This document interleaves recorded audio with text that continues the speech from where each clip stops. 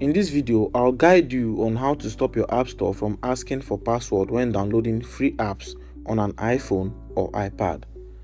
If you find this video helpful, don't forget to like and subscribe. So sometimes when you try to download an app or update an app on the App Store, you'll be prompted again and again to put in your Apple ID password for a free app or game, which can be very annoying and frustrating at the same time. This is how to turn off the password request. Now, go to Settings, then scroll to Face ID and Passcode, then tap on it. Then input your 4-digit or your 6-digit device passcode. Then under Use Face ID 4, go to iTunes and Apple Store, then toggle it on. Then you'll be prompted to input your Apple ID password.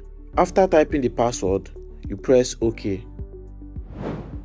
Now, when next you want to download an app, use your Face ID instead of the Apple ID password.